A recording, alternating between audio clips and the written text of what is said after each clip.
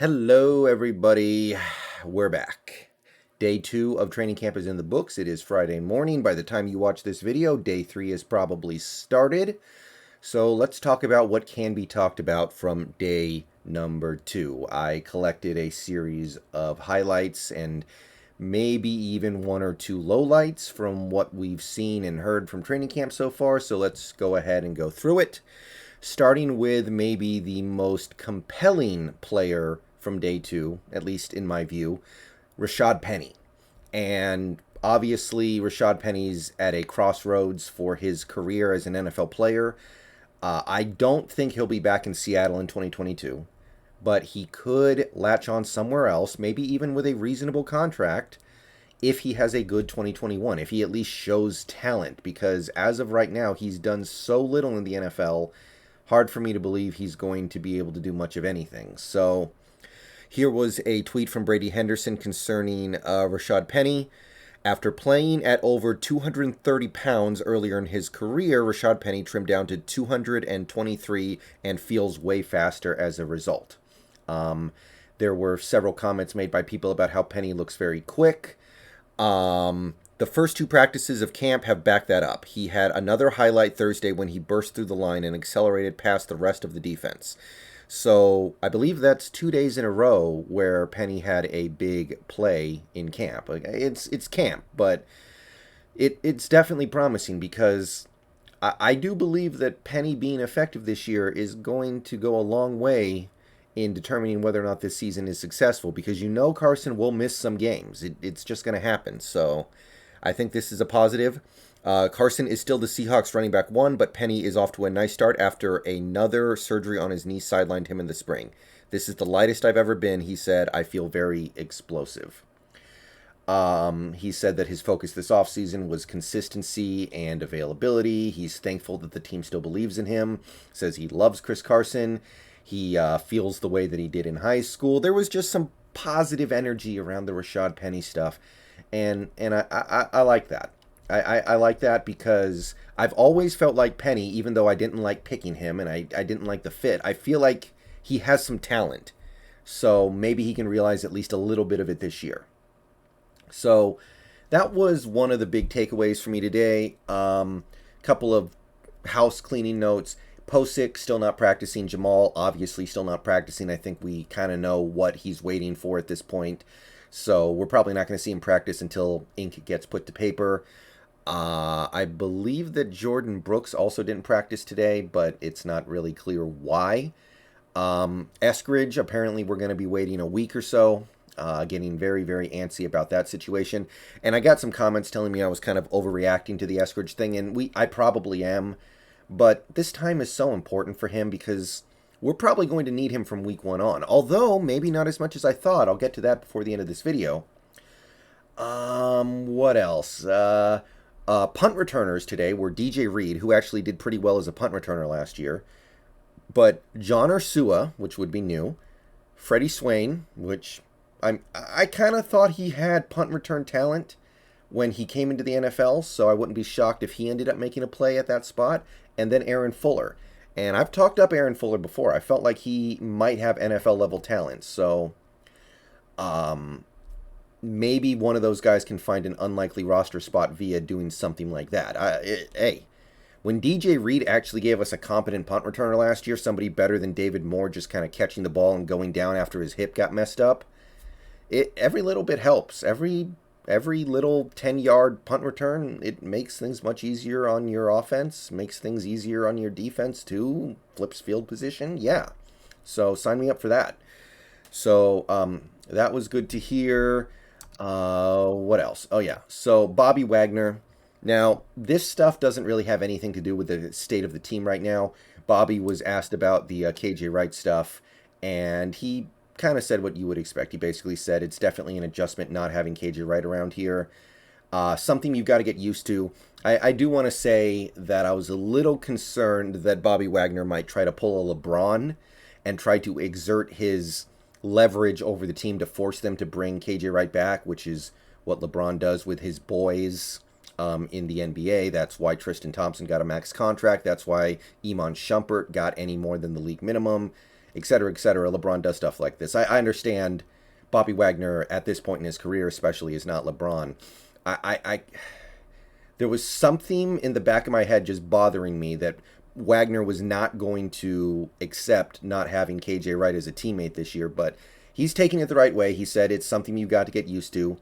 He did mention that it's very interesting that someone can come off one of his best seasons and not be able to find a team, which sounds like, him trying to say, hey, maybe somebody should go pick that guy up. But he's taking it the right way. He also had some complimentary words for Darrell Taylor, who is actually practicing as a linebacker and defensive end, by the way. So good stuff there as well. What else was there? Oh, yeah, there was a lot of attention thrown on this one particular play. I'm going to go ahead and let it play here. I'll go ahead and mute it because the sound doesn't really matter. But that is Aldon Smith throwing the tackling sled with one hand. I'll go ahead and back it up again. So that's not everybody can do that. So there's something to be said for that. So there was some talk of that particular play because that looked pretty cool. And we're getting to the point now where it's going to be kind of a blue ball situation if we don't have Aldon Smith, because I'm starting to look at him and go, man, this guy really brings the defense together, man. It's like the rug in The Big Lebowski. It really brings the room together. This would really bring the defense together. So I don't want to do it to myself because I still feel like he's in a lot of trouble and I don't know how he gets out of it. If not with the authorities, then with Goodell. But I really hope he can play football this year. Not a ton else in terms of stuff that is... Oh, actually, going back to the Dwayne Eskridge thing real quick, because there was one sequence of events from today that was really interesting.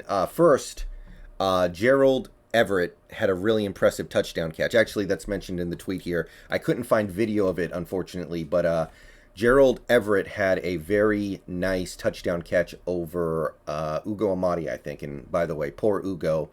A lot to ask him to guard Gerald Everett, and he did not do it. So Gerald Everett had a great touchdown catch. I think it was on the final play of practice, if I remember correctly.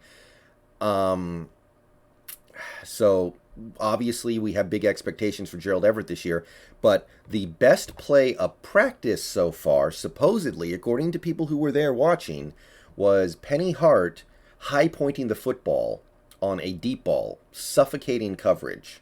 Those are the words used from the people that I collect information from. I mean, they were... There was talk that Penny Hart had a really good relationship with Russell Wilson earlier this offseason, and because he's been on the team and hasn't really done very much, it's easy to push him to the side and forget he's around. But man, if Penny Hart could actually be that dude, if Penny Hart could actually be a capable number 3 receiver if and when Dwayne Eskridge is not ready to go 100%, because the thing with Dwayne Eskridge, he's a speed guy. And as a speed guy, you really can't afford to have anything wrong with you, or else that tiny little sliver of speed that you lose just zaps your capabilities. Like, there are some receivers out there who can lose a little bit of speed because they have a slightly less than 100% toe or a hangnail or whatever, and they're fine. Like, if DK Metcalf lost a little bit of his speed, he would still have his size, he would still have his strength, he would still have a lot of positive traits about him. But a guy like Eskridge is mostly just a speed guy. If he loses even a sliver of his speed, that's a lot of his potential on-field ability just down the drain. So if it lingers on and if it prohibits him from being a big-time contributor when the season starts, if Penny Hart's actually that dude, then hey, I'll take it. I mean, that would be another kind of diamond in the rough type situation, right? Penny Hart came from nothing. We never really expected much of anything from him. So really like to hear that, and hopefully that holds up as we move along.